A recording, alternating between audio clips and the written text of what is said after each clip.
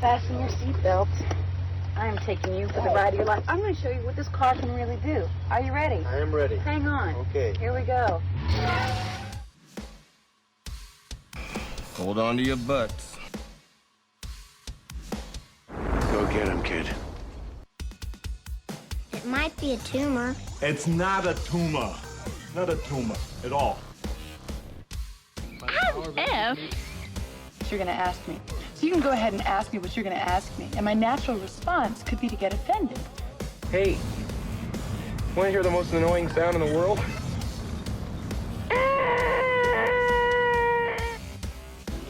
Yeah, well, you know, that's just like your opinion, man. All right. You're listening to the 30-something movie podcast. One movie each week, 30 years in the making. You're listening to the 30-something movie podcast.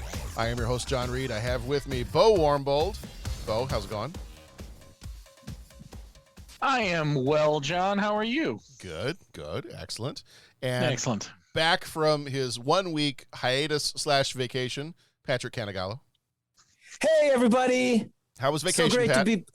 Oh man, it was just wonderful. Got back up to Wisconsin and Minnesota, and kind of Northwoods time, reunited with friends and family, and it was a week of incredible hospitality and kindness and laughter, some tears, and just a whole lot of fun. So nice. It was very cool. Very much missed recording with you guys, though. I very much enjoyed listening to the Memoirs of the Invisible Man episode. Yes, and which we barely remember. Yeah, we don't need a recap, but like I said, that was it was highly entertaining. And I know that you guys there's that little bug that's been going around for the last few years, and that kind of worked its way into our recording and the after effects and all that kind of stuff. So that definitely added a lot. But when you say highly entertaining. Indeed, it were. Now, just a disclaimer, all medication was legal. In the white room. Some of it was OTC. Right. I was about to say it was all prescribed, but yeah. With black curtains on the it took some effort for me to get the Mjolnir, Pavirnir, Manir. That's right. I just added, Waiting I added 3 more syllables. Yes. Well, that's what happens every time each dosage you add another. well, nerve perver. Uh-huh. Yeah. Well, that week they called me the Space Cowboy. So Thursday night, baby. Whoo. All I know, it was a great episode. It was highly enjoyable to listen to, and I'm so happy to be back. Yeah. Pleased to see you, sir. Yeah, we're happy you're back too. Yeah, we had like a whole bunch of different recordings last week. We did the Memoirs of an Invisible Man. We did our Patreon Godfather one. And then, I don't know if you guys have seen it yet or not, but on Father's Day, I did get an opportunity to talk to Podrick. Oh, great. I was able to talk to him, and then the Mad Worlds episode went out yesterday at the time we were recording Excellent. this. Cool. Yeah, so Podrick and I got a chance to chat for about a half an hour or so. And you guys can listen to it, but he appreciated so much, like, all of our comments, and he loved getting to hear how much we enjoyed the movie and some of Dennis's memories of watching it with his family and things like that. So yeah, he really appreciated us doing that episode. Cool. Well, we sure appreciate him. I hope if you're listening, Podrick, I hope you're doing well and things are going well for you and your family. And, we so much appreciate you. Thank you so much for your support. Yeah, absolutely. Well, so our episode this time around, we're kind of marching ahead towards the end of our Man Show month for the month of June. It's a man, baby. It's a man. So so far we've done The Distinguished Gentleman, we've done Encino Man, we've done Memoirs of an Invisible Man. This time we're doing Lawnmower Man, and then next week we finish that off with Candyman. So this is we're marching towards the end of the month of June here, and it already seems a little weird to me that we're halfway through the year. Like we're already halfway through our 1992. So that seems a little strange. Yeah. I think I say that every year, but it seems strange every year. Yeah. Time flies when you're having fun. Yeah. Yeah, man. Yeah. So very quick spoiler alert. We spoil freely here as we talk. So This is your only warning. When you get a chance to, visit our website, 30podcast.com. You can leave a rating, leave a voicemail, become a co-executive producer via Patreon. Not only do we have the once-a-month bonus episodes, this month will be The Godfather, which was a very fun recording. But now we've also got some Patreon shorts over there, too. So there will be 2 times a month, in addition to our monthly episode that we do. I will do a quick, 15-ish minute episode on something, whether it's a new TV show, new movie, maybe a movie that we just don't have time for in our normal schedule, and I can do a quick 15-minute thing on it. So we've got those as well that we're doing over there for the Patreon crowd. Any level of support at all gets you access to those. So if you are helping support us at the $10 a month level, the $5 a month level, the $1 a month level. There are benefits that come along with all of those different tiers that we've got, but any amount of support over there, even the smallest amount of support over there, will get you access to those bonus episodes. So if you want to hear more of us, so clearly you're everyone except for the people we're married to, you can get over there to Patreon and you can definitely hear more of us if you want to. Yeah. So that is available to you if you so choose. Let's see what else. I don't think we got anything else. You want to just dive right on into? You want to go mow the lawn? I think this is you'll find out what my opinions are of this movie here in just a moment. But I think this movie may be one of the best movies to connect with our podcast, because I feel like we have made reference to a lot of different lawnmower men over the years. Mm-hmm. Val Kilmer. Mm-hmm. I don't know if the listeners to our podcast should be called the Lawnmower Men. I don't want to I don't want to just contain it to the male of the species, but the lawnmower people. I don't know. the lawnmower. We gotta have to streamline it a little bit. Yeah. The lawn people. The mower people. Now, see if we start advertising on here, we'd have to get advertising with Manscaped. Yeah. And that's awkward. Yeah, there's the the Lawnmower Man. Yeah. The Lawnmower Men. Yeah. I love the Shirley podcast guys, but after they started doing advertisements for Manscaped, I can't look at a giraffe the same way again. Hey now. I don't know if you listen to their ads that they would read off for Manscaped. I've listened to those. Yep. Yeah. Yep. I can't go to the zoo anymore. It's just too awkward. No. Mm-hmm. All right. Well, we'll figure out what we're going to call people who listen to our podcast. Friends. They're friends. We'll call them friends. But if you want to call them lawnmower people, you could too, because they listen to the podcast while they mow the lawn. That's right. Thanks, Val. All right. Well, our movie this time around is Lawnmower Man. It came out on the 6th of March, 1992, rated R, with a runtime of 1 hour and 48 minutes, that I will never get back. Directed by Brett Leonard, who also did Virtuosity and T-Rex Back to the Cretaceous. Writer on this one was also Brett Leonard, who did The Death Pit and a movie called Truth. There's a question mark there, so I just not just because somebody put it on the teleprompter. Gimel Everett, who died in 2011, also wrote The Death Pit. Producer was also Gimel Everett, who did Virtuosity and Hideaway. Music was done by Dan Wyman, who did Hell Night and The Dead Pit. Cinematography by Russell Carpenter, who did True Lies, Titanic, and Ant-Man. Editor for this one was Alan Baumgarten, who did Dodgeball, Zombieland, and Venom. Budget was $10 million, box office 32.1. Flickmetrics gives it a 49%, and Cinema Score did not have a score for this one. Jeff Fahey played Job Smith. He was in Wyatt Earp, Planet Terror, and the TV series Lost.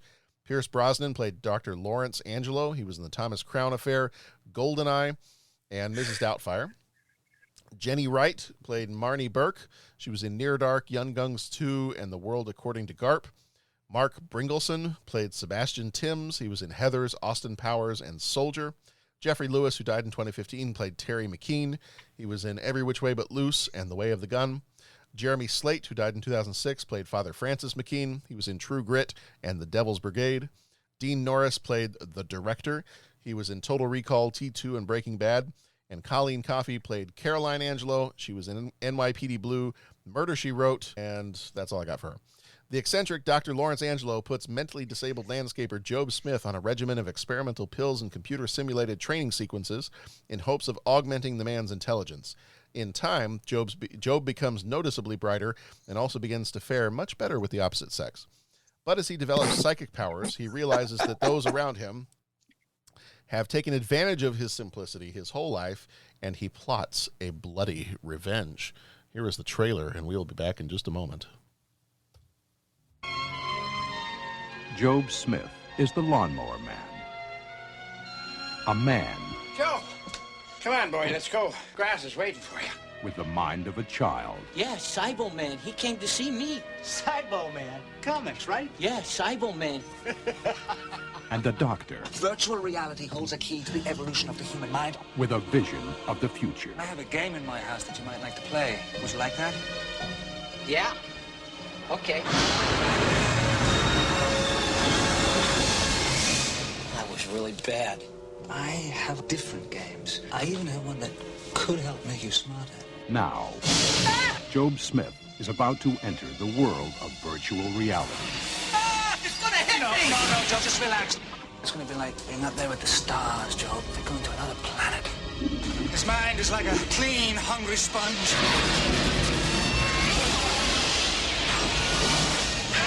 I just graduated to the next level, Joe. You're not the Lawnmower Man. Oh, you've certainly changed. I don't know how you did it, but I approve. You absorbed Latin yesterday in less than 2 hours. Joe, where are you? Oh, Joe. A world where the normal course of events can suddenly turn inside out. You realize, Dr. Angelo, that my intelligence has surpassed yours. The imaginary becomes real.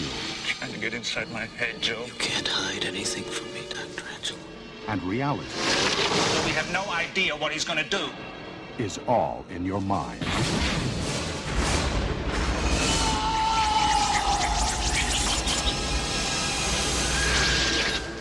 The Lawnmower Man.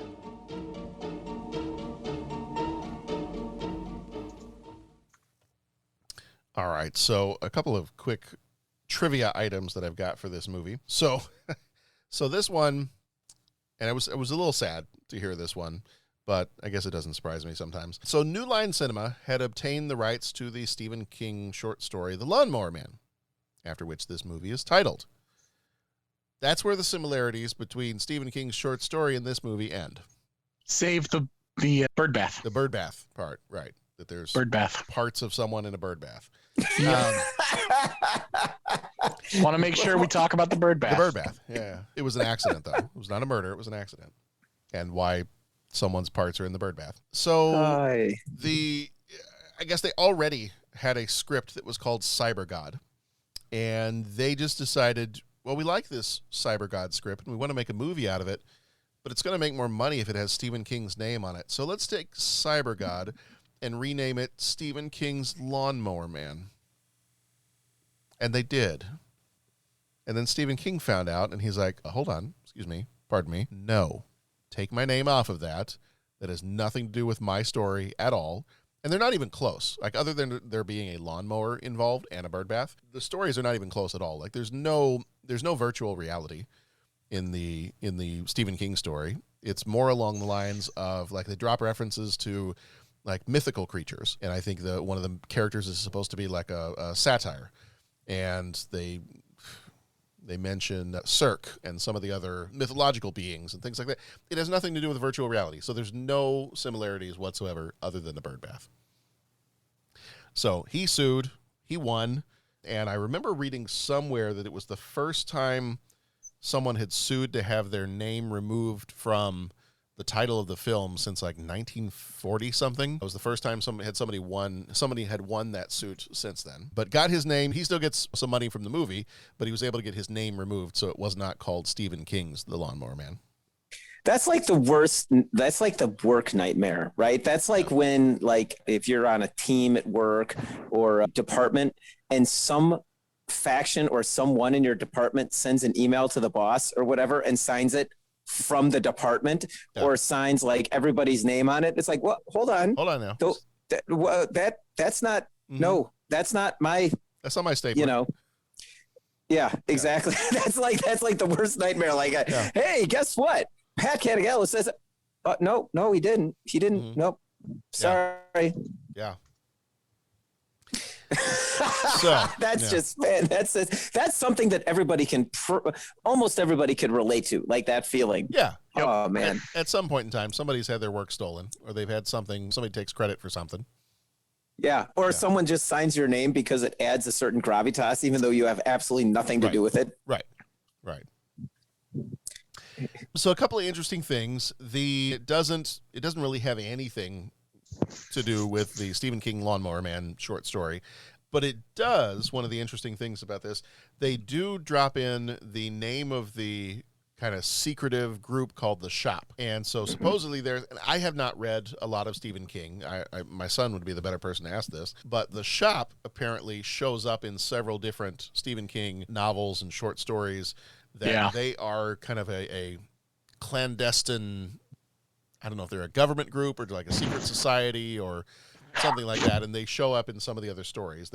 I guess in some of the other books, they're known as the Department of Scientific Intelligence. And, they show up in the novel Firestarter, the miniseries The Golden Years. They show up in the Tommyknockers. They get mentioned in the Langoliers. They get mentioned in The Stand. So this group, the Shop, I guess, shows up repeatedly. Bo, it sounds like you've read some of the stories. Well, I just remember them being referenced. The Stand is the one that I feel like they get referenced in that I remembered. I've just sort of felt like it was Stephen King's stand-in for the CIA without calling them the CIA, maybe making them a little bigger than that. Maybe a little more like the Pentaveret. A little Illuminati. Yes. Yeah. What was that group from I can't think of. There was another group that kind of fit that from another thing. Sorry. Yeah. I'm just random musings. That's all right. Random musings. That's all right. Ever tell you guys whenever I say the word Illuminati, it makes me want pizza because I think of Lou Malnati's. Indeed. Oh. Yeah. I don't know why. We are a food podcast, so I thought I'd bring that up. I was just going to say, man, all you have to do is say pizza and suddenly I'm getting hungry for pizza. Yeah. Well, if you enjoyed the Godfather episode, we got into a half-hour discussion of cannolis. So yeah, I know about the cannolis, man. And Dennis's point was so right. Yeah, you get the package of 8 of them, and they're minis. I'm just gonna have a couple. Yeah. I think eight's a serving. I'm just jumping onto the food thing. I'm just going to say you were talking about that my cousin's graduation party. The reason that I couldn't be on that recording, we were actually at my cousin's high school graduation. My cousin's kid, so my second kid, they're all cousins. Yeah. Anyways, but my cousins are great Italian chefs and everything Italian, and Stefano and Cara. And it's funny because they have in their backyard a full brick pizza oven. And so they brought out, because they brought out friends of theirs that pizzas, and they do pizza. And so the whole party that night, they were just guys cooking pizzas and just putting pizzas out, just Italian cooked pizzas and all that kind of stuff. Yeah. And it was like each pizza was like a different recipe, and they just they had that oven cooking, and there were just more and more pizzas coming out. Nice. And then it was all for dessert, all handmade cannolis. Ugh.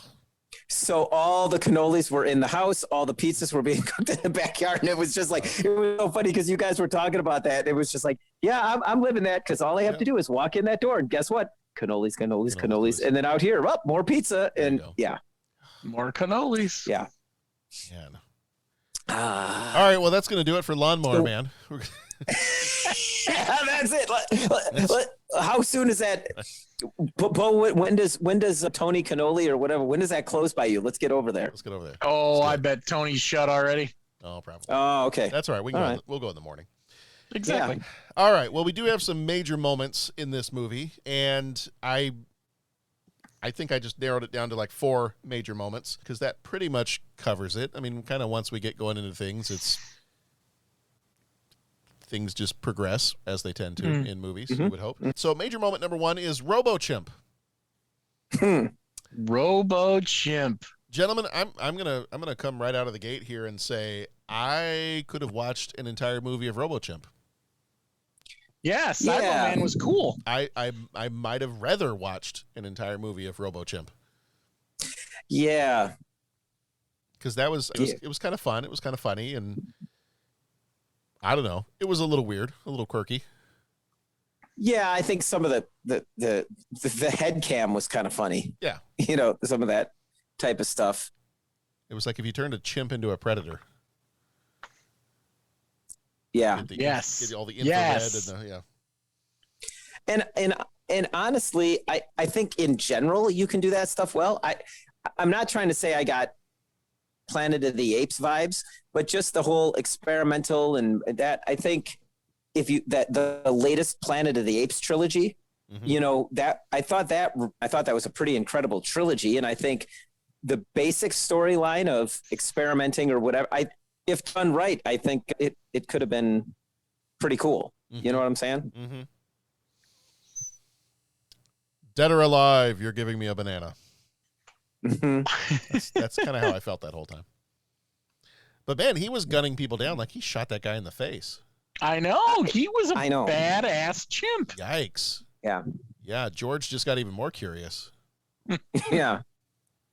That was... Yeah. Yeah. Wow. So Robo-Chimp starts us off, and as Robo-Chimp escapes, he does meet up with Job, which, because, and I told Bo earlier, I think you were off camera for a minute, but I told Bo earlier, I kept forgetting what Job's name was in the movie, and I just didn't quite connect with the movie enough to care to pay attention to what his name was. So I decided to, and I realized part of this comes from me having watched a lot of Parks and Rec a few years ago. And it kind of fits with the character of John Ralphio. If you guys watch Parks and Rec. Oh, yeah. I came up with a name for Job, and it's Tron-Fabio. So I'm going to call him Tron-Fabio from now on because Tron-Fabio. The only problem with that is it's almost too long. Tron-Fabio? Yeah. But you say it fast. It's true. Tron-Fabio. You say it fast like the way you try to watch this movie. Tron-Fabio. Tron-Fabio. Right. Okay. There. It also sounds like something I could have taken a couple of weeks ago to try to get over COVID faster. Might have worked better than the Mjolnir. That's probably You're not true. supposed to mix Tron-Fabio with Mjolnir. With Mjolnir? Yeah. Probably not. So Tron-Fabio. When has that ever stopped us? No. Honest to God. Yeah. So Tron-Fabio, who is just kind of like stringy Fabio at the beginning of the movie here. He's not quite Tron-Fabio yet. Yeah. Meets up with, what does he call him? Cybo-Man? Cybo-Man. Yeah. So we meet up with almost Fabio, and he meets Cybo-Man, and it doesn't think anything of having an armored, militarized monkey show up in his backyard. Mm-hmm. So I want to be as chill as that dude, man. Right. I'll tell you right now, an armed monkey shows up in my backyard, I'm leaving the neighborhood. Mm-hmm. Just putting it up. Yeah. Is it might be too soon for this, and I know what they were trying to show. It's the character of Tron-Fabio. If you ask me a question about whether or not other chimpanzees have problem with representation in this movie, I'm going to just blow my mind. No, I'm not. Okay. Absolutely not. I'm just saying. Is this an Italian thing, Pat? That was too good. It's just. I'm sorry. It was just the portrayal of Tron-Fabio. Was that slightly problematic to anybody else? Yes. Okay, good. That's all I see. See, we have common ground. Yes. I'm just, and so I know that like. Well, even the movie posters. The movie posters say, what was it? God made him simple. Science made him a god, or something like that. Yeah, I'm like, hold on. Oh boy, hold on, boy. friends. I'm just saying. I just don't know if that whole characterization, that to me, just looking back on that 30 years on. I'm sorry, I'm going to take this line. It just that was a little bit problematic. Well, they flowers for Algernon it. Flowers for Algernon. You guys remember that story? Yeah.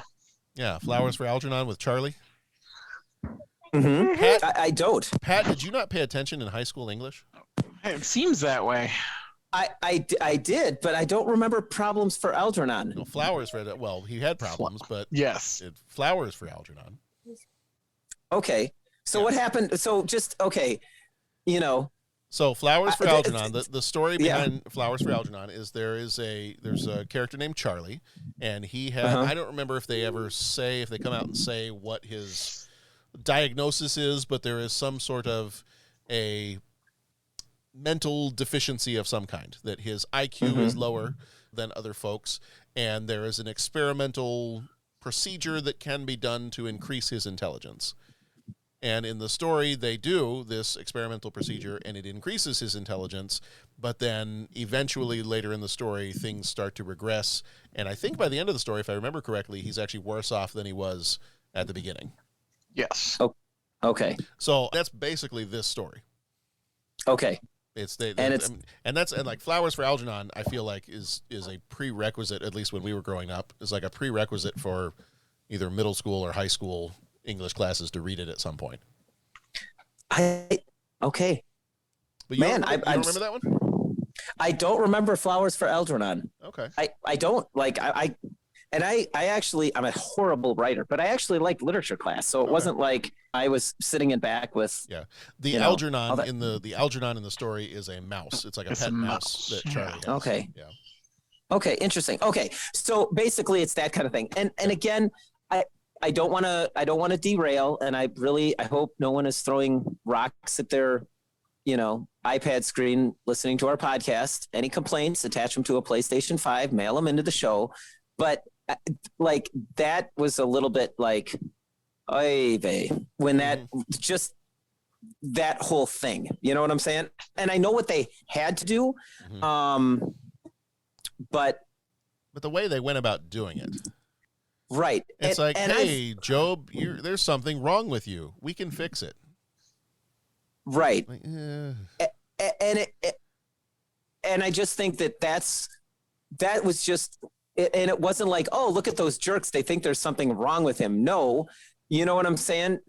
It was just like that was what the movie accepted. Right. Do you know what I'm saying? And I want to say, I could be wrong, but I mean, Rain Man was just a year ago, right? No, it was a couple of years. It was a couple of years ago. Yeah. Okay. I thought the way they dealt with people with needs in that movie, I mean, I know obviously night and day in terms of movie quality and all that, but it's just, the movie wasn't about people with special needs or any of that kind of stuff. Right. The movie was about like whatever the heck it was supposed to be about. It's just unfortunate that that's the way they went about it. Right. That, I mean, and it was unnecessary. I think it was probably unnecessary to use that as a way of showing his transformation. Yeah. Like, does he need to be, because you make a comparison, Rain Man, Forrest Gump. Is it a requirement of the story that we start off with someone who has a lower IQ, has some kind of, mental disability of some kind? Is it necessary to do that to show how advanced he becomes later on? And not just that, it's that part of it is even fine, but just some of the ways they depicted him as a character before he got quote unquote improved. Right. Like the ways people were picking on him and the way he was treated and like some of that other stuff. I'm like, I don't think you needed that. And it was played up to such an extreme, acting wise. If maybe it had been more subtle, then it might have been better. But it was almost cartoonish. It was like a caricature of someone dealing with that kind of disability. Right. Or needs. I don't want to keep saying disability if that's not the right term, but.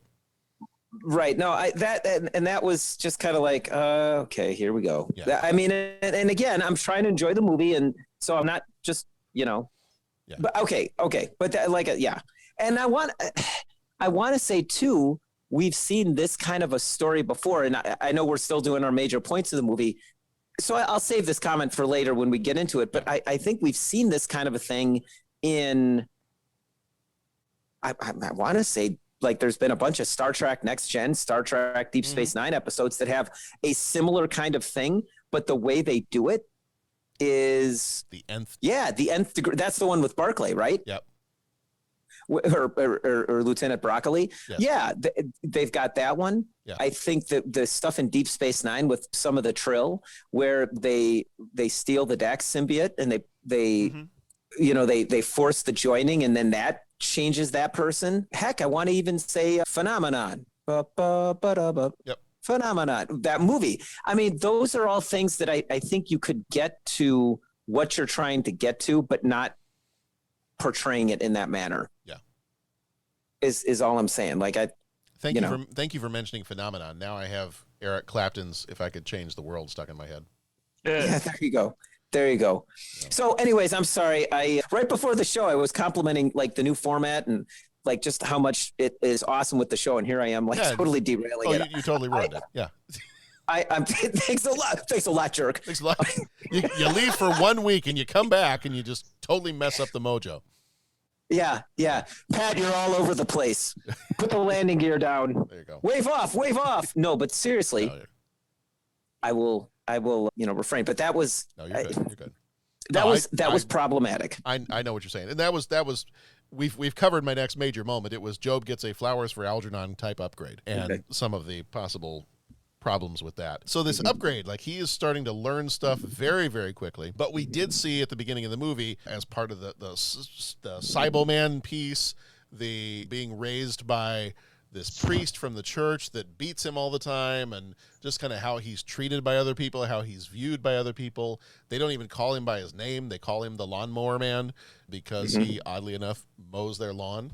So clearly he would be listening to our podcast. So this is, this is our type of person. The way he is treated by all these different people throughout the beginning of the movie, once he gets this Flowers for Algernon upgrade and starts to become Tron-Fabio, which is clearly shown, it delineates it by the changes in hair. So apparently as you get more intelligent, there is more conditioner used on the hair, I guess is what we're learning. So, you are further coiffed. Yes. Yes. Bless you. So yeah, so he's the hair starts to change, the wardrobe starts to change. Basically, he becomes a sexy cowboy as he gets smarter. So that was the point at which I started in my own head, started referring to him as Tron-Fabio. Yep. When that started happening. But then as we get kind of in the later half of the movie, it starts to become Job's revenge time now. So now all the people that have wronged him, Tron-Fabio now has the intelligence and the telekinesis to be able to take care of these people that have wronged him. We do get kind of in this section of the movie, we find out that, as we heard in the description, that he starts to become more confident in certain other ways as well, and makes friends with one of his neighbors. Well, I'm just saying, like, he starts to take revenge. That makes me think of, like, he pulls the Steve Buscemi in Billy Madison. Yes. Yeah. Yes. He's got the virtual lipstick being applied and has the death list, the kill list off to the side there. Yeah. Yeah. And I will say, when he did start to become friendly with the people whose lawns he was mowing. Yes. I don't know if that innuendo double entendre is appreciated, but the way that particular actress delivered that line in the movie, there was like a quadruple entendre. I'm just gonna say that, you know how they say, like, at that point, suddenly just the writing, I feel like they brought in someone that normally does like adult films, punched up the script. Yes. Do you know what I'm saying? Like, because all of a sudden I'm watching this and I'm like, dude, I feel like I'm watching like Cinemax After Hours or Red Shoe Diaries. Like, suddenly all the dialogue and it wasn't even just like it was like, this seems like straight out of one of those types of movies. You know what I'm saying? I was just like, oh my gosh, what is going on here? So anyway, all the people that he had been mowing their lawns, he went to exact revenge on some of them. And a poor friend of his, he ended up taking them to the lab, and they got plugged into the machine, and things did not go well from there. Nope. That was maybe a little too intense. We had 5 minutes of the video game equivalent to Reefer Madness. Yes. I mean, it was just like, oh, okay. Yeah. So this is your brain. Yeah.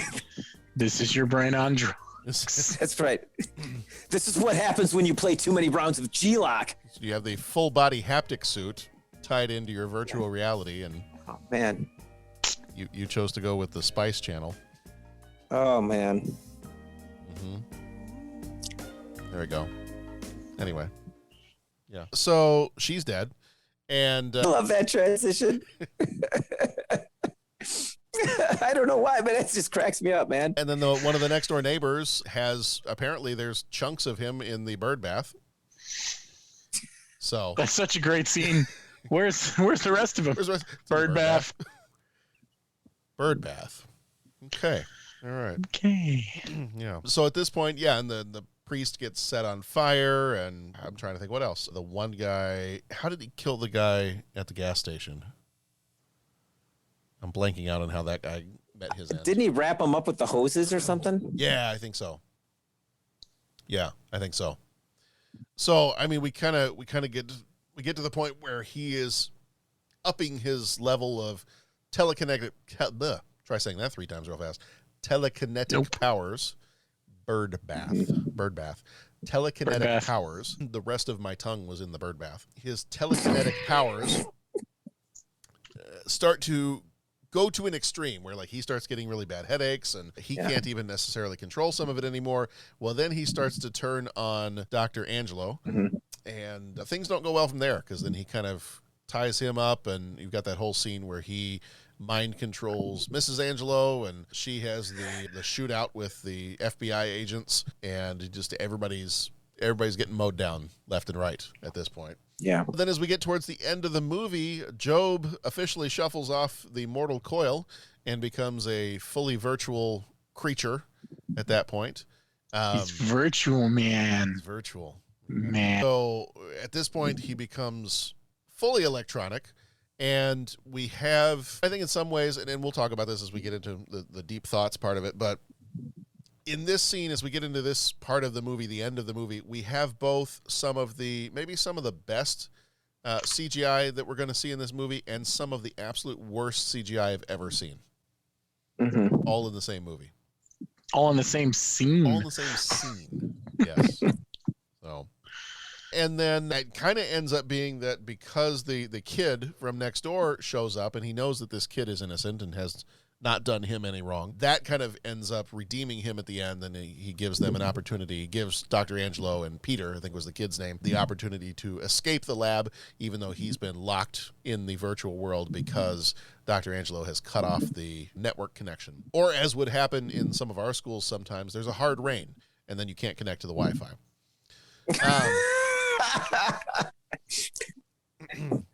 Or someone in the tech department tries to test the filter. Yeah. All those things. Stuff like that.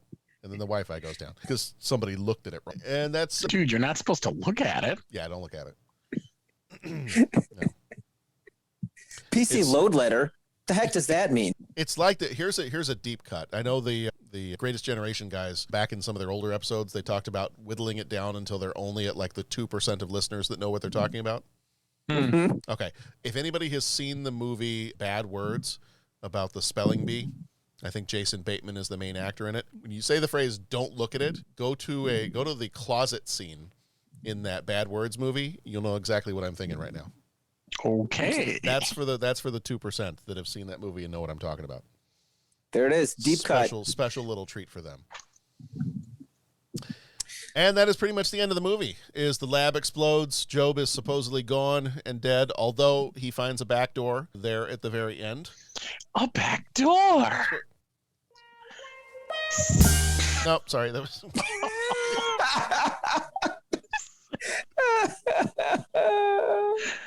Hey, she's dead. Wait a minute now. Was she dead? I thought she was just laughing uncontrollably. I thought she was just like. But then I thought her brain was. But then I thought she died. Didn't she die after that? She was. She was like laughing. It was like a Joker attack, and she was like laughing uncontrollably. Oh, okay. I don't know. Okay. I don't remember. You're asking if I paid this much close attention to this movie? No. Yeah. No, I did not. And then at the end of the movie, we get a Matrix moment, and all the phones ring, and that's the end. Because was that was him joining the worldwide network. Yes. Okay. I see.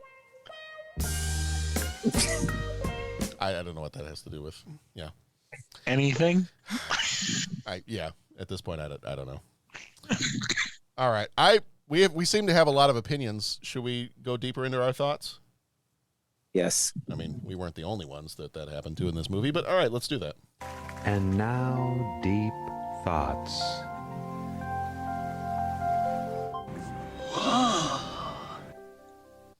Okay, deep thought number one. I never thought a dragonfly would look so strange.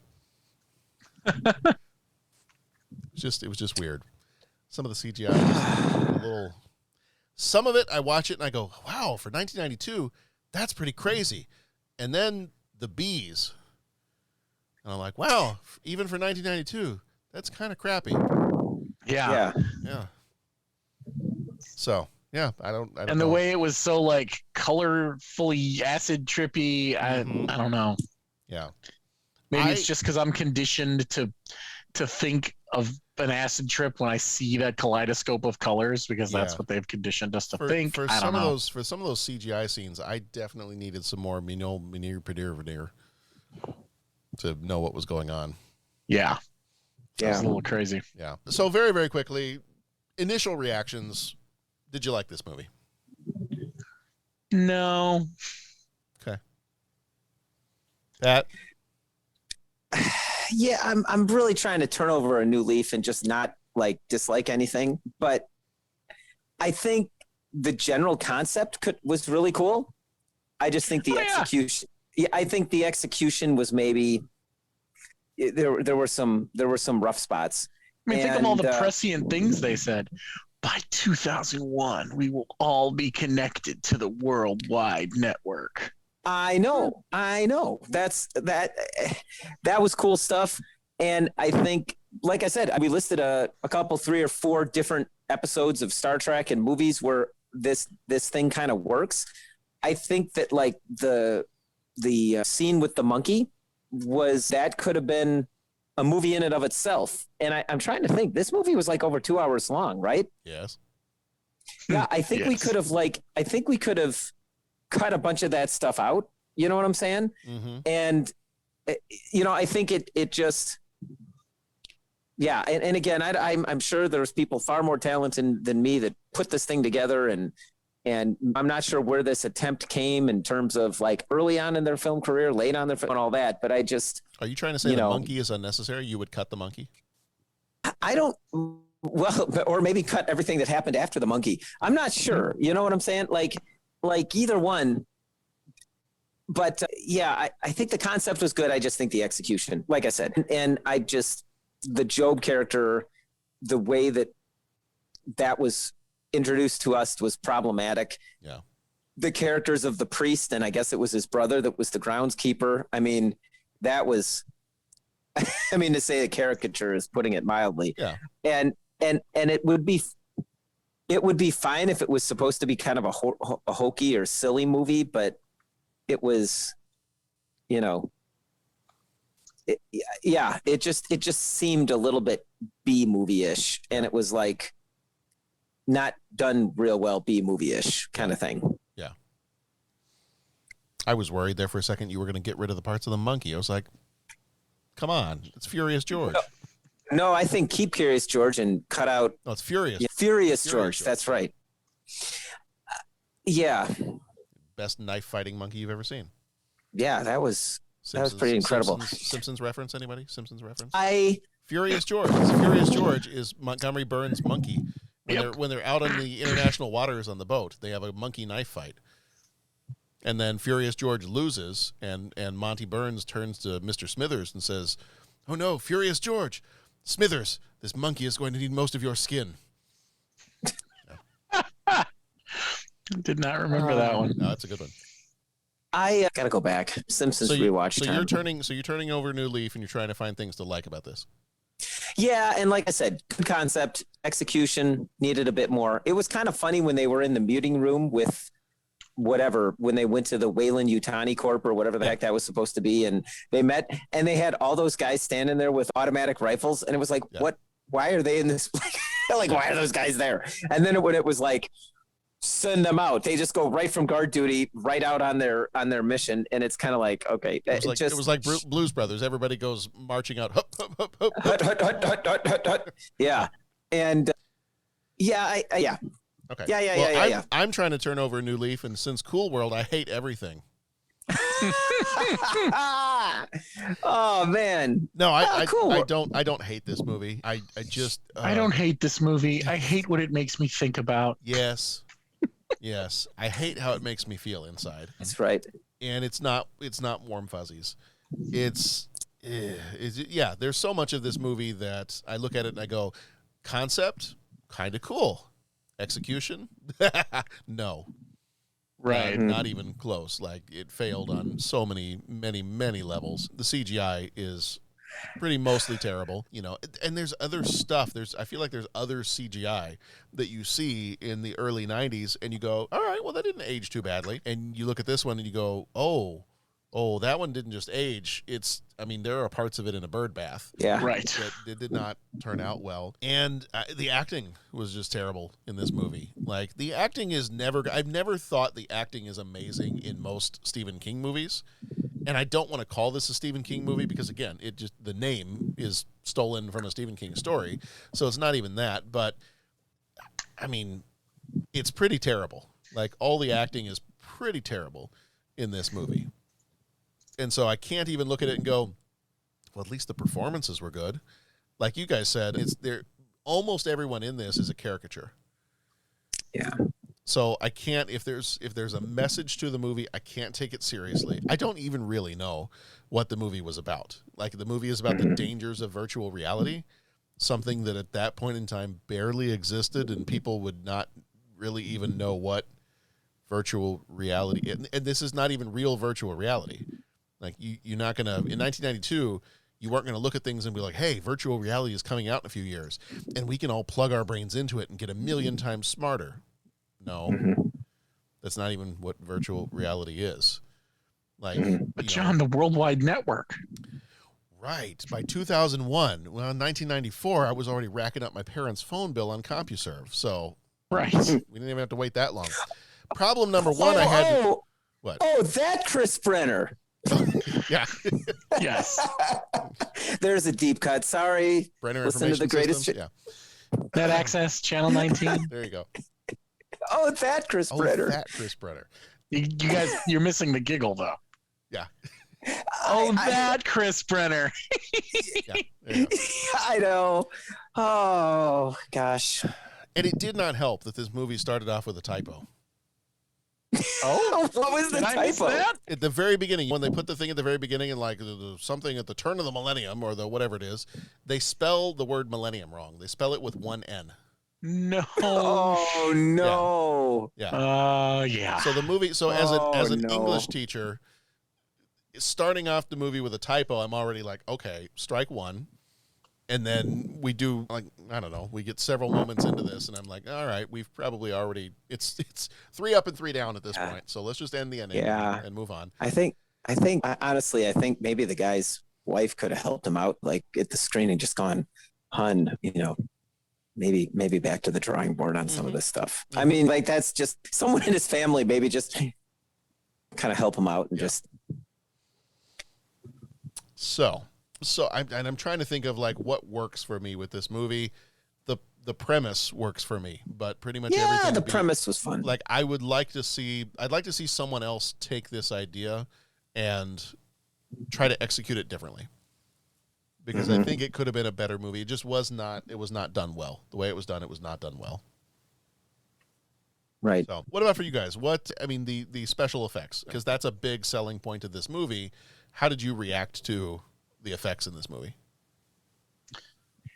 I think they were kind of overdone a little bit in the way that some of the colors were it was a little too acid trippy and not enough what I feel like they were trying to portray. But at the same time, for 1992, they're pretty darn good. And there were some really cool things that they tried and did that I thought was fun. Yeah. Yeah, I thought, everything. I agree with you guys. And this is where I kind of get into the simpleton thing. I don't always, the special effects don't always bother me with movies. Do you know what I'm saying? Like, if there's a real good story, or There's gratuitous use of motorcycles. I'll probably be okay and can kind of overlook some of the special effects. Do you know what I'm saying? Whereas I kind of like this, the stuff that took me out of it, I'm like, oh, the bees. Now, these bees look a little bit more like, you know, not as exciting as the bees in another movie or whatever. But the special effects don't always like take me out of the film.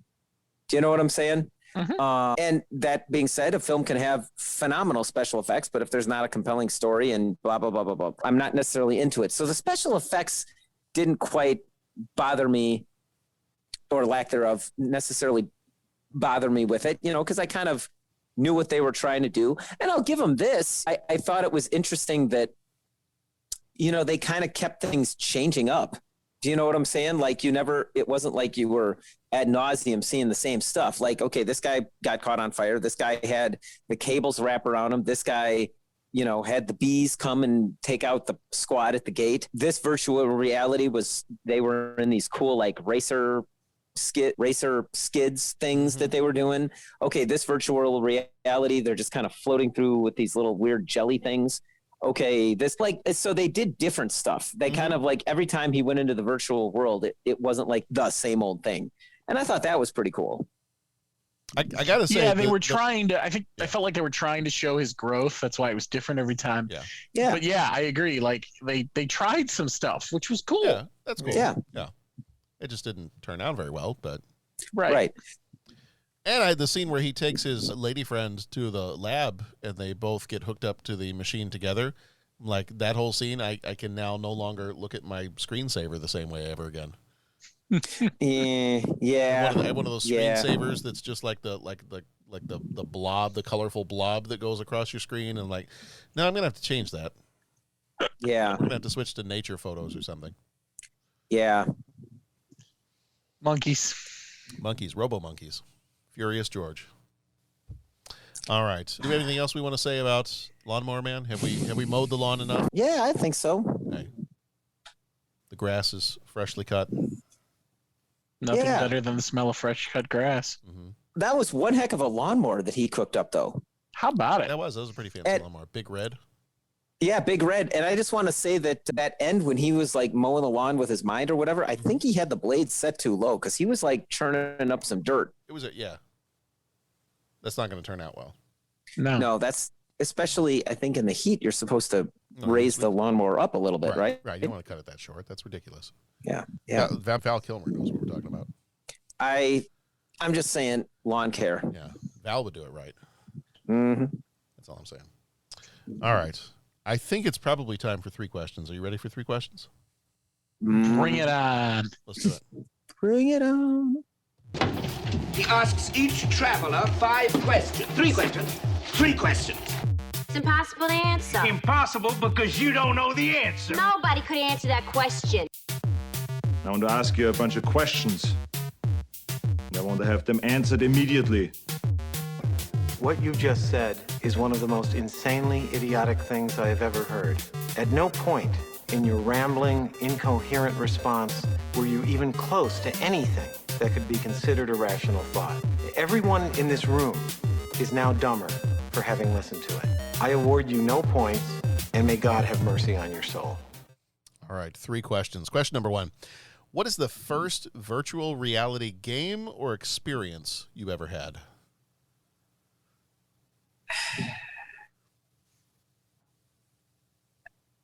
Huh. My lovely wife helped me with a great answer to this question. Is the Viewmaster. Yeah. If you want to count a Viewmaster as a virtual reality experience, which I think it should be because it blew my little mind, having the He-Man slides in the Viewmaster and the dinosaurs in the Viewmaster. Actually, my first one, though, I did not get a chance to play it. I only was able to watch other people play it. When we lived in London, in England, we would go to London a couple times a month, and there was a mall in Piccadilly Circus called the Trocadero. And in one of the open courtyard areas of the mall, for a good stretch of time, they had this big, huge contraption set up, and it was one player on either side of this whole thing, and then big TV screens that they had set up. And there were these, you would step into your like little cage area, and you had the controllers to hold in your hands, and it was like the size of a Roomba that you stuck on your head, and that was the VR mask. And then people would play, like, you'd shoot tanks. Everything was pretty much like cubes. You know, it was like a cube with a barrel sticking out of it, and that was supposed to be a tank. And you were shooting tanks, you were shooting other stuff. I think you could play against the person that was standing in the other platform, like 10 or 15 feet away. But they had these big TV screens, and so even if you weren't playing, you could watch what was going on in the virtual reality stuff. And I want to say the reason I never did it was because it was like 10 pounds, maybe 15 pounds to play one game, which would have been like $20 at the time. And I was probably 12, and my dad said no. So I never got a chance to play that one. Several years later, I remember playing some kind of a virtual reality game in, I think, the arcade that we had at Hawthorne Mall here in Vernon Hills, Aladdin's Castle. I think they had a virtual reality thing in there, so that might have been the first time I ever played one. I don't remember what the game was, but I did last year buy an Oculus. And so I did get a chance to play. Beat Saber is kind of a fun one. It's like exercising with lightsaber. Okay. But then there's some other fun stuff. There's like a zero gravity game in there that kind of reminds me of one of the first adult books I ever read was Ender's Game. Kind of reminds me of the training sequences in Ender's Game. Like you're throwing these frisbees around, and you and your team have to try to catch the frisbee, but you're floating through the air, and there's a team also trying to tackle you and take the frisbee. And so I mean, I've played a few different games, virtual reality, but probably the first one I ever remember even just seeing in person was in that mall in London. Similar to your experience in the mall, mine was at the Old North Pier Mall down in the city. They had a game. It was based on BattleTech, which were the big warrior mechs, and they had these pods that you could sit in, and just like they had the screens over the thing, and you could watch the people playing. It was close to virtual reality back then. It was trying. Yeah. I too have recently purchased an Oculus. Okay. Bo, so like this was the thing, you got in and you were like driving a battle mech. Yep. I remember like people in middle school like talking about this, and I never got to go. So I was like, in my wildest dreams, I was like, is this real or not? It is real. And now, did you just say you were in Minnesota recently? I was. Minneapolis area? Minneapolis. Tell me the Mall America has something like this. The Mall America does not. However. Okay. So the only remaining of these BattleTech pods outside of, I think, Vegas, there might be some still. My brother's the expert on this, so I'm qualifying this. Are the cities in a weird bunker gaming facility, and I call it a bunker because it's like in this basement in an industrial area of St. Paul. Okay. And they literally call the gaming place some radioactive thing. My brother's got all the information. I don't think they've been open because of COVID, so I don't know if they're open again. But they purchased up all these still functioning pods, and these guys run this, and they do other gaming there, like they've got Dungeons and Dragons and all sorts of stuff. Sure, they do like this gaming club, but they have as a club purchased these pods, and they're still running the server. And we were there, 4-5 years ago for Father's Day weekend. We went up to Minneapolis because the Cubs were playing the Twins. And we saw some of Dad's friends, and we went to all games all 3 days, Friday, Saturday, Sunday. Went to the racetrack one night. But one day, when there was a night game, we dragged Dad out to this industrial part of St. Paul where these guys had purchased all these pods and networked them up, and we played for a solid couple of hours. It was a blast.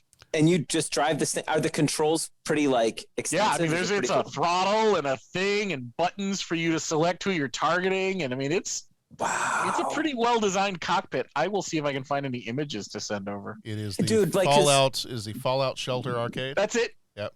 That's the one.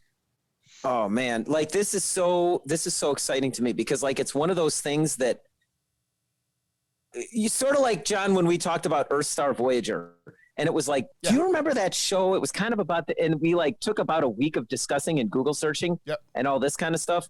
That's what this is for me, because I remember someone talking, and I always thought that whole BattleTech stuff was pretty cool, and the whole mech thing. And then a guy would talk about it, and I could never find it or find anything. Oh, this is awesome. Is it BattleTech, or is it like something similar, but it has its own name? It was branded BattleTech when it originally came out, so I believe as the software is written, it's BattleTech. And BattleTech, was it a video game? Because I remember there were some like there was some cartoons, there were some video games. That my brother is the expert on this, but there's a fine line between BattleTech and Mech Warrior. Right. I don't know if I quite understand the difference. But not Robotech. Robotech was That was Macross. Yeah. That was okay.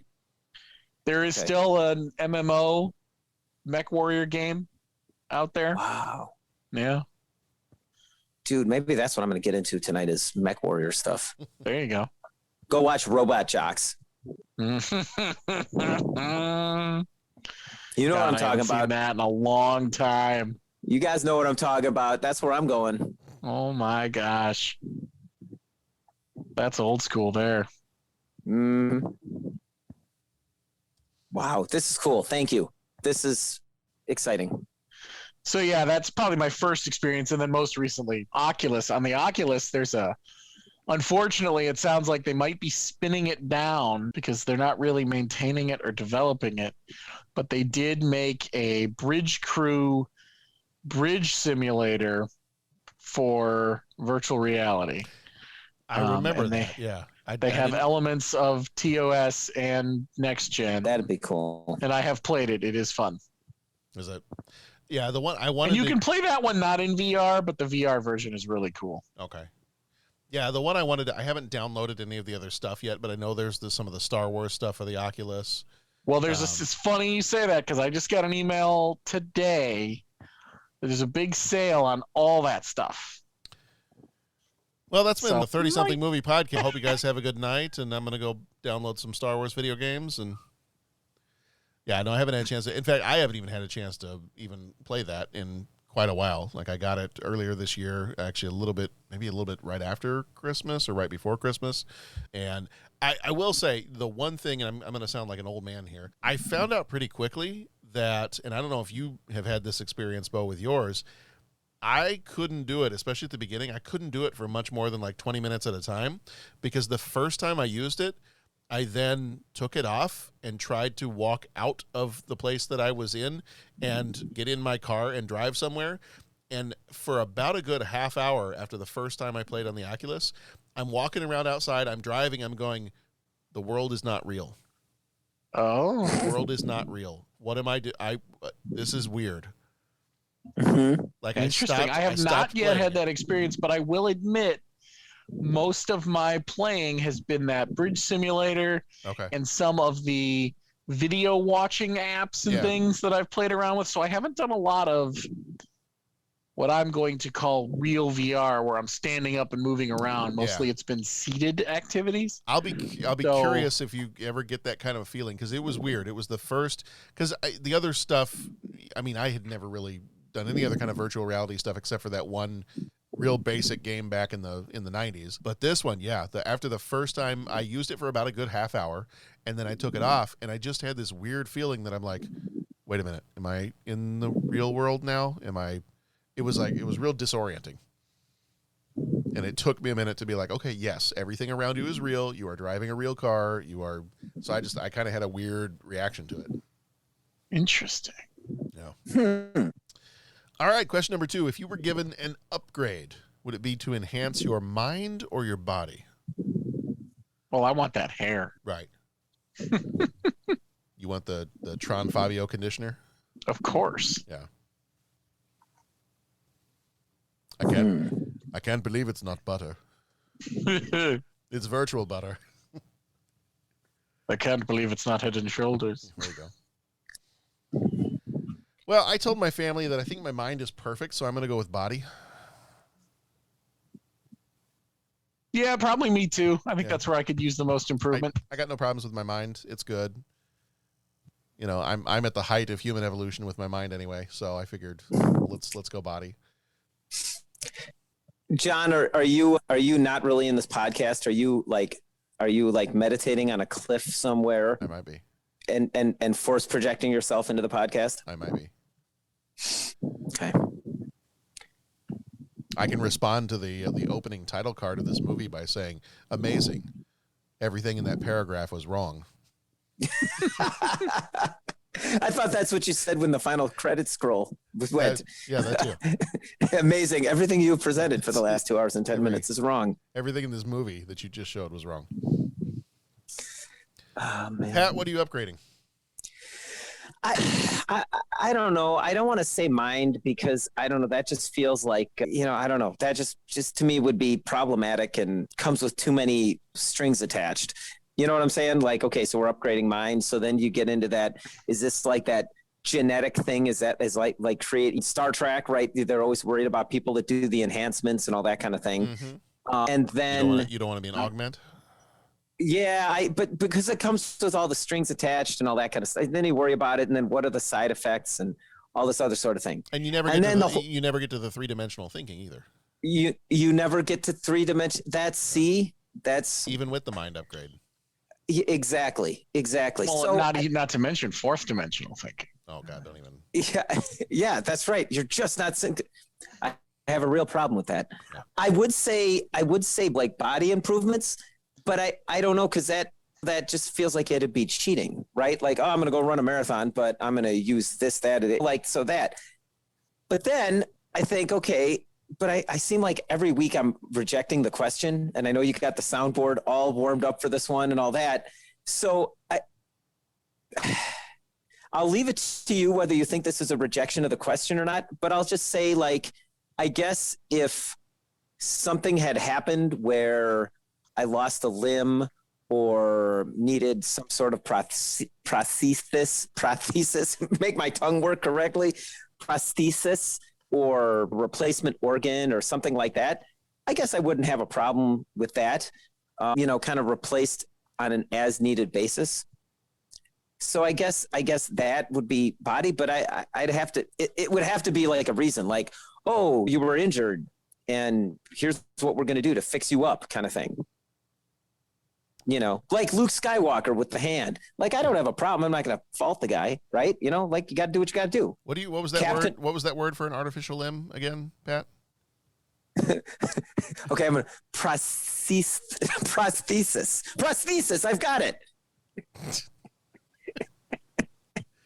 You got there. It took some time, but you got there.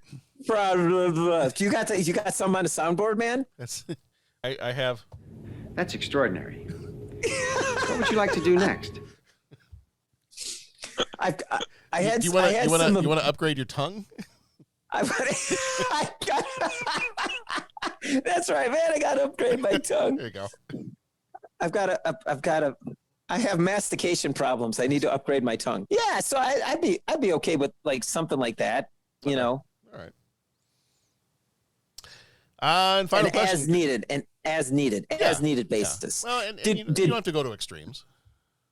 Right. Yeah. Did Bo get a chance to answer? Yeah. Oh, you said. Oh, shoot. You said body. Oh, of course. Yeah. Why would I? Yeah. I mean, that's another thing too. We don't have to go to extremes here. Bo and I, we're pretty much almost peak. I'm here to pump you up. I am Hans, and he is Franz, and we are here to pump you up. Hear me now and believe me later. Okay. Your puny little muscles. Question number 3. What is your favorite non-Bond Pierce Brosnan role? Thomas Crown Affair. Bam. Daily double. Thank you. Daily triple. Good stuff, man. There you go. That's just a legit great movie. Oh, it's an awesome It is. It is so good. It is just a really good movie. Rene Russo's in it. I mean, how do you go wrong? That's why a bunch of people joined the chess team that year. Wow. Well, Renee Russo, and then who else? What's her name from the original Thomas Crown Affair? Faye Dunaway's in it. Faye Dunaway's in it. Yep. Yeah. The little music Dennis is Leary action. I mean, it's got it all, brother. Dennis Leary is fantastic. The music in that movie is fantastic. Yeah. Just there was such chemistry between all the actors in it. Well, I don't know what Pierce Brosnan's like in real life, but on camera, even in a bad movie, like you want to be buddies with Pierce Brosnan. Yeah. Like you want to be his wingman. That's all I'm saying. Yeah. Yeah. Yep. Oh, I was trying to remember who did the music for that, and it was Bill Conti. Bill Conti. Yeah. Yeah, that's a good movie. I haven't seen that movie in a while. And just because they do the, what was it, spinning wheel? Da, da, da, da, da, da, dum, da, da, da, da, da, dum. No, Windmill of Your Mind. Yeah, is that? I wonder if that's streaming anywhere, because that's worth a rewatch. Mm-hmm. Yeah, well, the original one had Windmill of Your Mind, and they actually quote that music in this one. Which, I mean, again, phenomenal music. It has all that great piano work in there. Yeah. But then they'll occasionally quote the windmill. Yeah. So that was a fantastic movie. If you guys are going to go watch the movie, once we're done here, it is on Amazon Prime and Tubi. And the Roku channel with ads. Yes. There it is. Very nice. Yeah, Amazon Prime. I'm in. I'm totally watching that soon. Got some options. Yeah. Yeah, because that's good. That's good. That's good. I've been rewatching just some random stuff. That's what I love about summer when there's not like all that new TV on. I can just like retreat into just fun. Donna was out of town, so I was watching spy movies this weekend. There you go. I rewatched Kingsman, the original Kingsman. The Secret Service. Do love that movie. I started watching through some of the movies for our Razzies of 92 episode, and I immediately... Yeah, I got to jump on those. I immediately started regretting my decisions. So. Yeah. All right, gents. I think that's going to do it for Lawnmower Man. Yeah, fun time. All right. Well, you can find us at 30podcast.com, at 30podcast on the different social medias, whether it's Instagram, Twitter, Facebook, all that stuff. Our next episode's coming up for the rest of June. We got one more episode this month, and it is Candyman. Candyman. Don't say that too many times, but it is Candyman. Then in July, our Patreon episode, as we were just talking about, is the Razzies of 92. That is Shining Through, The Bodyguard, Christopher Columbus, The Discovery, Final Analysis, and Newsies. The one that, as I was looking through some stuff, is it Christopher Columbus, The Discovery? It was either like a 7 or a 17 on Rotten Tomatoes. Yeah. It's super low. And I looked at the people that are in that movie. I'm like, wait a minute. Like, this is a lot of really great people. Yeah, but like even some of the other stuff, like I think the cinematographer, I think even some of that stuff, I'm like, whoa, hold on. This should be a winning combination. And I've never seen it before, so I'll be curious to see it. But you've never? Oh, wow. No, I've never seen that one. I saw it. I don't think I saw it in the theater, but we saw it when it came out. Okay. You know, you're a little bit of an English nerd. I'm a little bit of a history nerd. Yeah. You know, it is what it is. I was real excited when this came out, and there was another Christopher Columbus movie that came out like... Yeah, it was like 1492. Yeah. Yeah. Right. That was the one... It's a couple years after this one, I feel like. That's the one... That's pretty close. Isn't that the one where Ripley plays the queen? I think so. 1492 okay. Conquest of Paradise. Yeah, isn't that like... Yeah, Sigourney Weaver is Queen Isabel. Gerard Depardieu is Christopher Columbus. And it's at 92 also. So it was the same year. Yeah. So I saw them both back then. And it's so weird how, like, you won't see movies about Christopher Columbus all the time, right? But two come out in the same year. Well, I feel like it's like in the 90s when every year there was like, this year it's 2 Western movies. This year it's 2 Christopher Columbus movies. This year it's 2 gangster movies. Like, I feel like there was a stretch of time in the 90s where somebody must have had a spy in somebody else's movie studio, and they're like, ooh, they're making I think Columbus it's worse than that. I think they're all just calling the same research firm to say, hey, what should we do? Yeah. Yeah. And they're getting the same results. It's the weirdest flipping thing.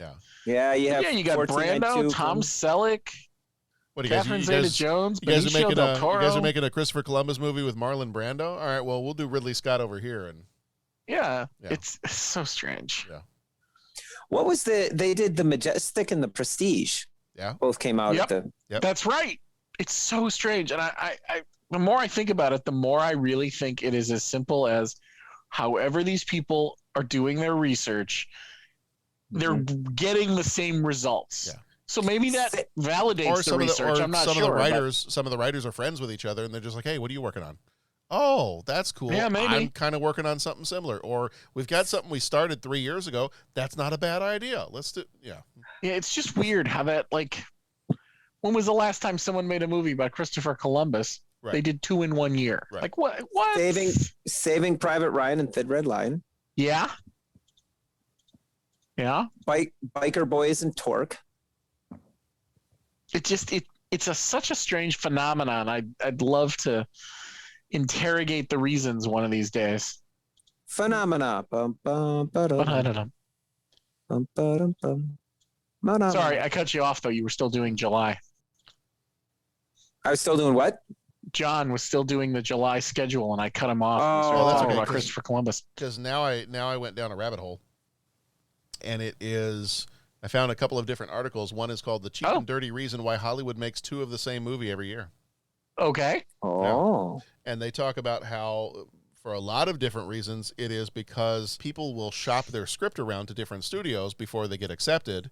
And at some point, somebody will be like, "Hey, I saw a really good script about Christopher Columbus. Why don't we do a Christopher Columbus movie?" Or, interesting. Or I saw a really good script about cowboys.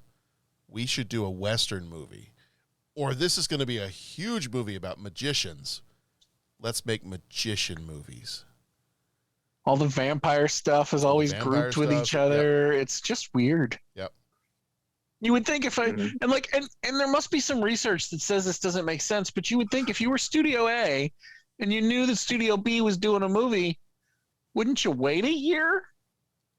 Like, does the market research tell them that capitalizing on the excitement about vampires so apparently is better than trying to split the audience between 2 movies? So apparently the official term is twin films. Okay. And there's a couple of people that have said there's a lot of different reasons for this. Production companies are racing to get their films out first. Staff moving between studios. Could be industrial espionage. But it's funny because I'm looking at this website right now, and they give a bunch of different examples. Like 2011, there was the Natalie Portman, Ashton Kutcher movie, No Strings Attached. Yes! And Justin Timberlake and Mila Kunis in Friends with Benefits. Now, I prefer the Natalie Portman movie because I prefer Natalie Portman to most people, but... as do 9 out of 10 dentists. In 2013, you had White House Down and Olympus Has Fallen. Right! And both were actually halfway decent in their own way. But in 2009, you had Paul Blart Mall Cop, and then Seth Rogen was one called Observe and Report. Which both were silly and dumb. Yeah. But, 2018, you had Bird Box and A Quiet Place. Right. 2012, you had Battleship and Pacific Rim. Which was, again, and I guess the year is long and movie release times aren't that big. So I suppose if someone comes out in February, bringing one out in June isn't the dumbest idea. Yeah. But I feel like you're splitting your audience, you're overloading the market, whatever words you want to use. Wait 6 months and then, I don't know. Yeah. It's so weird. You have A Bug's Life and Ants. Right, that's right. They came out so close together. Here's my favorite one so far. In 2014, you had a movie called Hercules starring The Rock, and then you had another movie called The Legend of Hercules 3D. Uh-huh. How far apart were the Hulks? They were a year or 2 apart, right? Yeah. Well, they were a couple years, I think, yeah. A couple years, okay. You had Armageddon and Deep Impact. Yep. Which I just... Both of which are sort of guilty pleasure movies for me, I'm not going to lie. Yeah. They're not great, but I enjoyed them. No, yeah. Then you had Dante's Peak and... Inferno or something? Yeah. Introduced the kids to Armageddon the other day, and we had a good time. Oh, nice. Isn't it kind of fun? Yeah. Yeah. Yeah, so I mean, it's funny to look at this website and you just go down the list and you're like, yep, those are, I remember those coming out at the same time. And it just blows your mind that this happens a lot. Yeah. So, all right, well, continuing on. For the rest of July, we've got Batman Returns, Reservoir Dogs, The Mighty Ducks, and Beethoven. So that's gonna finish off July for us there. And then Pat is queuing up August. Pat is queuing up August for the Patreon that we got going on. Do you remember what we're doing for Patreon in August, Pat? I am, John. Yes. I am. Are you ready for that? Born ready. I'm born ready. Okay. We could do it. We could record it right now. We could start recording now and go till August. The thing about that recording is I feel like I'm coming at a deficit. Like Pat is going to mention movies. I'm going to be like, oh yeah, I forgot about that one. I may pull a Pat and go on vacation that week and just let him host it. Cool. Yeah. That's not good for anybody's health. Well, and as I mean, however we want to do it. Like, I'll just give you guys. Here's a laundry list of every movie and just how it. Like, do we want like, should documentaries play a role? Should they play a part? Should they be an honorable mention? Should it just be any movie with a motorcycle? Does it have to be a chase, or can it just be the motorcycle is kind of integral to it? Pat, you know what I'm saying? Pat, would you like to know how I'm going to play this? How are you going to play this? I'm going to use the grandparent method. Okay. I'm going to give you some sugar. I'm going to shake you up, and then I'm going to drop you off and just let mom and dad have you back. And just let you go. That sounds good. And just let you just shake you up and put you down. Okay. I love everything about it. That's what I'm fine with all that. That's fine. I will ride my motorcycle during the podcast. I'll go for. I have a handheld recorder. Can I ride on the back of your motorcycle as we record? I think that would be beyond exciting. Give it 5 seconds. I guarantee you that my wife is going to text me and say no. Is she putting the big old kibosh on that one? Oh no, I would put the kibosh on that one. I would not do that. She would. I'm not even Pat. I'm not even coordinated enough to hold on as a passenger. So. Okay. Yeah. Got it. Well, yeah. I think you're pretty coordinated. You know what I'm saying? Yeah, not in that way. Right. It's just. That's why I'm upgrading the body, because the mind is fine. The body does not cooperate. Well, the flesh is weak, as they say. And there's different styles of motorcycle too, and like ours, we might like end up like the end of the ride in Dumb and Dumber, kind of. Yeah. Well, if you get a sidecar, we'll talk. Oh yeah. Yeah. Oh, I'm sure we could rent one. All right, everybody. As always, thank you so much for joining us. We love talking movies. We love interacting with all of you as well. So hit us up on the face. Hit us on the Twitter, wherever you want to hit us, I guess. But let us know. We'd love to talk to you. We'd love to talk more movies. And head on over to Patreon. Check us out over there if you want to get more bonus content. Otherwise, we will see you all back here next week for, I don't want to say his name too much. But again, I'm not looking in the mirror either. So I think next week we're going to have a talk. Like, what's the pause? Do you have to say it 1, 2, 3, 4, 5? Can you go 1, 2, 3, 4? Is it like Beetlejuice? Yeah, it's like what happens if what happens if a piece of food gets stuck in their teeth and then they eat that after midnight? Right. What happens if the Candyman licks himself before he appears? Hold on, Pat. That's no okay. That's extraordinary. What would you like to do next? Okay. Oh man. And we'll go back to ending the episode now that you've made it awkward for everybody. Thank you. It takes a week off, and Pat, I'm so glad you're back. Yeah, thanks a lot, jerk. We missed Welcome you. back. We missed you. No, people just got to listen to us go through our like half-dazed, drug-crazed, whatever episode that was, and now you're back. Now it feels like a half-day crazed drug episode. All right, gentlemen, thank you so much. I always have fun talking movies with you. Thank you, John, for setting it up and keeping the lines open. And herding cats over here, I guess.